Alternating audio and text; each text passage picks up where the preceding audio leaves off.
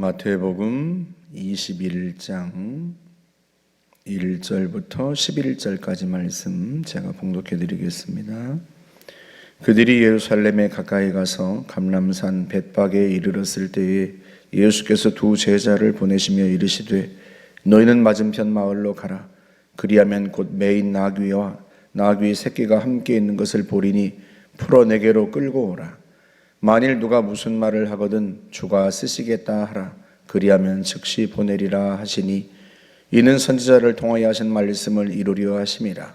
일러스되 시온 딸에게 이르기를 네 왕이 네게 임하나니 그는 겸손하여 나귀 곧 멍에 매는 짐승의 새끼를 탔도다 하라 하였느니라.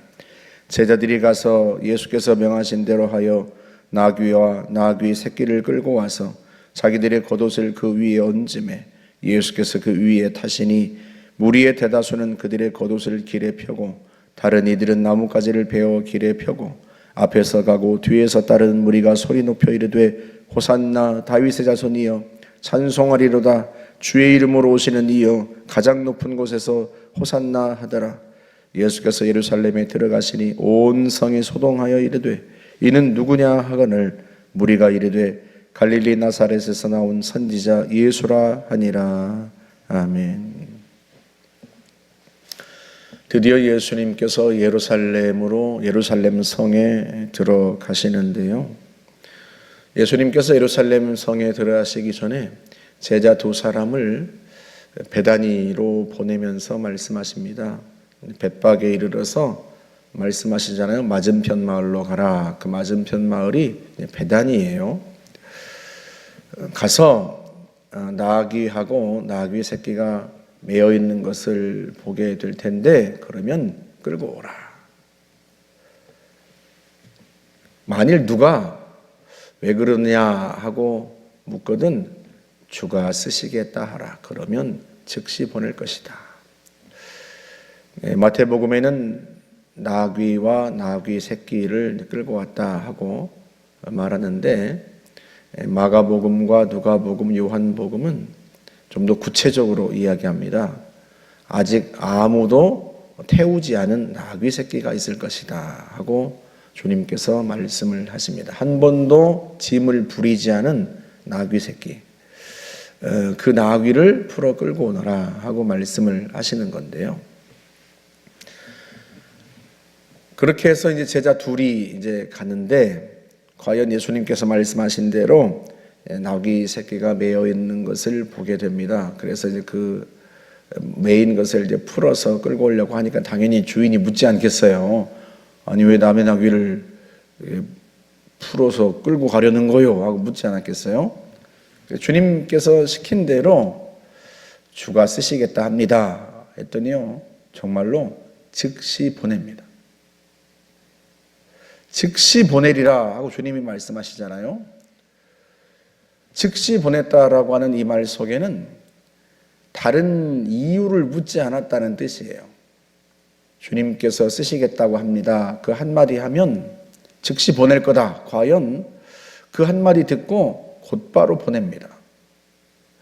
저는 이 장면을 보낼 때마다 참 이 나귀 새끼의 그 나귀의 주인이 굉장히 부럽기도 하고요. 참 훌륭하다 그런 생각도 들고. 왜냐하면 주님이 이 사람을 절대적으로 신뢰한 거잖아요. 어디에 쓰겠다 설명하지 않으세요. 주님께서 설명하라고 하지도 않습니다. 이게요 아직 짐을 한 번도 부리지 않은 새끼나귀입니다. 건장한 어미나귀가 아니고요 새끼나귀를 탄 거예요. 주님께서. 그리고 그 새끼나귀를 풀어오라고 하신 거란 말이죠. 당연히 나귀를 풀어서 끌고 가는 것은 짐을 부리기 위해서요. 누군가 타거나 거기에다 짐을 싣거나 그것 때문에 나귀 새끼를 풀어갖고 가는 거지 무슨 애들한테 구경시켜 주려고 나귀를 풀어가는 게 아니란 말이죠. 주인의 입장에서는 아직 한 번도 짐을 부리지 않은 그만큼 장성하지 않은 거예요. 그런 나귀인이 그 나귀를 풀어다가 쓰려고 하는 것에 대해서 걱정이 있을 수 있죠. 아직은 누구를 태우기에는 조금 약한데 아니 왜 내 나귀를 쓰시려고 할까? 이렇게 생각할 수 있잖아요. 그런데 주님이 쓰시겠다고 하니까 묻지 않습니다. 어디에 쓰려는지 묻지 않고요. 왜 그러는지 묻지 않아요. 그냥 즉시 보냅니다. 즉시 보내리라고 하신 주님께서는요, 이 사람을 신뢰하는 거예요. 내가 쓰겠다고 하면 아마 즉시 보낼 거야. 거기에 이유를 달지 않아요. 더군다나 한 번도 짐을 부리지 않은, 아직 아무도 태워보지 않은 새끼 나귀인데도 불구하고요, 어디에 쓸 건지 묻지 않습니다.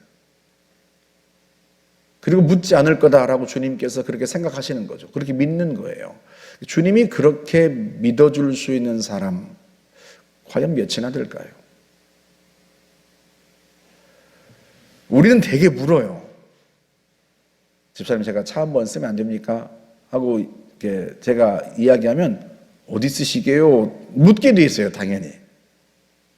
근데 묻지 않는다는 것은요, 전적으로 신뢰한다는 의미예요. 그러니까 나귀 주인은 주님을 전적으로 신뢰하는 거예요. 주님이 어디에 쓰시든 상관없어요. 그러니까 주님이 쓰시겠다고만 하면 그냥 내어드리는 거예요. 왜? 주님을 그만큼 신뢰하고 주님을 그만큼 사랑하고 주님께 그만큼 헌신되어 있는 거죠. 그러기가 쉽지 않습니다, 여러분. 그런 사람을 주님이 또 신뢰하고 있고요. 저 사람은 내가 쓰겠다고 하면 두말 없이 즉시 보낼 거다. 그렇게 주님께서 믿어주는 사람이라는 뜻이잖아요. 그렇게 주님께서 믿어주는 사람, 얼마나 훌륭하고 또 얼마나 부러운 관계입니까? 주님께서 여러분에게 뭔가를 요구하지 않으신다면 둘 중에 하나일 수 있죠. 요구하면 그 요구에 순종하지 않을까 봐 주님이 못하시는 것일 수도 있고, 주님이 조금 기다리는 것일 수도 있고, 그러지 않겠습니까? 주님도요, 순종할 만한 사람에게 요구하세요. 아브라함이니까 아들을 번제로 드리라 요구하십니다. 그렇지 않은 사람에게는 요구하지 않습니다. 아들을 목회자로 드려라 요구할 만하니까 요구하는 거고요. 그러지 않은 사람에겐 주님이 요구하시도 않습니다. 근데 주님이 나한테 요구하신다는 것, 그게 주님이 나를 믿어주신다는 뜻이니 얼마나 감사한 일입니까? 그러잖아요? 요즘 성도들에게는 주님께서 네 집을 팔아서 성전을 건축해라 요구하시는 사람이 거의 없어요. 왜 그러겠어요? 요구해도 안 할 게 분명하니까. 그래서일 수 있어요. 여러분, 그걸 다행이다 이렇게 생각하시면 곤란해요. 그걸 왜 다행이라고 생각합니까? 내가 그만하는 사람이 못 되나 보다. 내가 그만큼 헌신이 안 되나 보다. 그렇게 생각해야 되는 거예요. 사실은 이 시대의 성도들이 주님께 신뢰를 받지 못하고 있다, 이런 뜻일 수도 있어요. 그러니까 우리는요, 주님이 쓰시겠다 하면 묻지 않고 내어드릴 수 있을 만큼 헌신되어 있는가. 목사가 요구하는 게 아니에요. 목사가 주님께서 쓰시겠다고 합니다, 이렇게 말하는 게 아니에요. 그렇게 아니라 여러분이 기도하다가 그런 감동이 왔을 때 이유를 묻지 않고 주님 왜요? 왜 접니까? 하필이면 아무 얘기 없이 주님이 그렇게 하시면 그렇게 하죠 라고 그렇게 헌신할 수 있는가. 우리는 여러분이 주인에게요, 아직 아무도 태우지 않은 새끼 나귀는 소중합니다.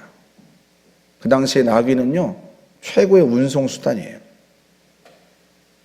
그러니 그걸 내어드린다는 게 쉽지 않아요. 혹시라도 짐을 많이 부려서 나귀가 다치기라도 어쩔까, 그런 염려는 왜 없겠어요. 그런데도 불구하고 내어드린단 말이에요. 그걸 내어드려서 예수님께서 나귀를 타고 예루살렘에 입성하시는데요, 그 입성하시는 장면을 스가랴서 9장 9절에서 예언한 거예요. 그 예언을 이루려고 주님께서 그 새끼 나귀를 부르셨다는 거예요. 그러니까 예수님께서 지금 이 땅에 오시는 메시아라고 하는 것을 뭘 통해서 드러내는 거예요? 그 나귀를 타고 입성하시는 그 장면을 통해서 드러내시는 거예요. 하나님의 뜻을 이루는 데 쓰신 거예요. 이게 얼마나 영광스러운 일입니까? 비록 예수님께서 말을 타고 입성하시지 않고 작은 새끼 나귀를 타고 입성하시는 모습이 그렇게 대단히 훌륭해 보이지는 않을 수 있어요. 한 번도 사람을 태워보자는 새끼이니까 얼마나 예수님을 태워가면서 뒤뚱뒤뚱 힘들었겠습니까? 그 모습이 말을 타고 입성하는 개선장군처럼 보이진 않았을지 모르지만 이 땅에 오시는 메시아가 얼마나 겸손한 분인지를 드러내기에 충분하단 말이죠. 그 하나님의 뜻을 이루는 데 쓰임받은 거죠. 예수님께서 예루살렘 성에 입성하시고 또 나중에 6월절 만찬을 나누시고 하는 그 과정 속에서 주님이 신뢰하는 사람들이 나타납니다. 예수님의 십자가를 지고 고난당하는 이 사건, 이 속에서요, 진짜 주님을 사랑하고 신뢰하는 사람이 누구인지, 주님께 신뢰받는 사람이 누구인지가 드러나요. 여러분, 우리가 인생을 살아가면서 주님이 나를 믿어주신다, 적어도 그런 확신이 우리 속에 있다면 얼마나 감사한 일입니까? 주님이 나를 믿어주신다 해서 많은 사람이 있지만 그 많은 사람 중에서 주님이 나를 콕 집어서 말씀하실 수 있다. 야, 내가 너밖에 믿을 사람이 없구나. 내가 너한테 이 일을 시키련다. 그렇게 말한다면 얼마나 감격스러워요. 여러분 한번 생각해 보세요. 이 땅에 얼마나 많은 교회들이 있습니까? 얼마나 많은 큰 교회들이 있고요. 그런데 그 많은 교회들 중에서 상계동에 있는 이 작은 교회를 콕 찍어서 주님께서 목사에게 한국교회를 살려라 하고 말씀하셨다는 게 얼마나 영광스러운 일이냐 말이죠. 왜요? 왜 하필 우리 교회요? 우리 교회는 작은데요? 우리 교회는 아직 우리 교회 빚도 못 갚았는데요? 우리는 재정이 없는데요? 그런 이유를 단다면 그건 어리석은 거예요. 이게 얼마나 영광스러운 일이고 얼마나 주님 우리를 신뢰하시는지를 그 가치를 모르는 거예요. 우리 교회도 부흥해야 되고 우리 교회가 좀 잘 주님께서 할만하니까 그 일을 맡기신 거예요. 주님이 믿으시니까. 주님이 믿어주신다는 게 얼마나 감사한 일이에요. 아직 아무도 태우지 않은 작은 새끼를 기꺼이 내어줍니다. 건장한 나귀가 아니라 작은 새끼 나귀예요. 힘들죠. 우리도 건장한 나귀가 아니라 새끼 나귀 같은 교회입니다. 작은 교회고.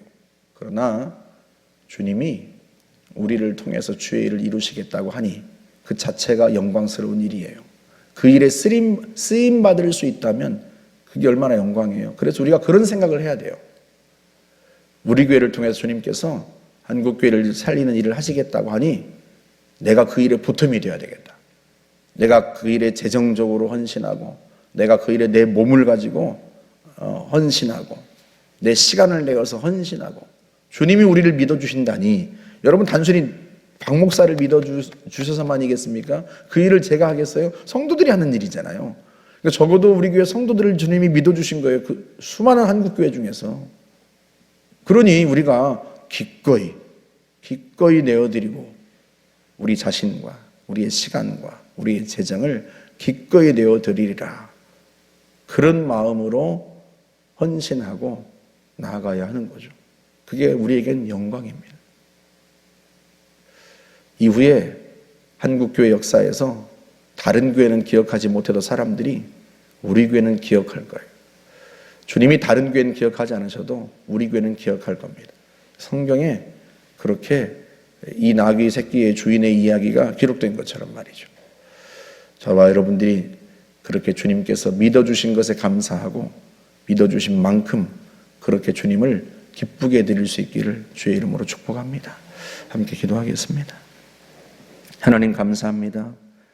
주가 쓰시겠다면 즉시 보낼 것이다. 그렇게 말씀하시는 것, 그런 대상이 된다는 것 얼마나 영광스러운 일인지요. 우리도 주님이 그렇게 부르시니 이 얼마나 영광입니까? 주님 우리가 즉시 보냅니다. 기꺼이 헌신합니다. 주님께서 우리를 통하여서 주의 나라를 이루어 주옵소서. 감사드리며 예수님의 이름으로 기도하옵나이다. 아멘.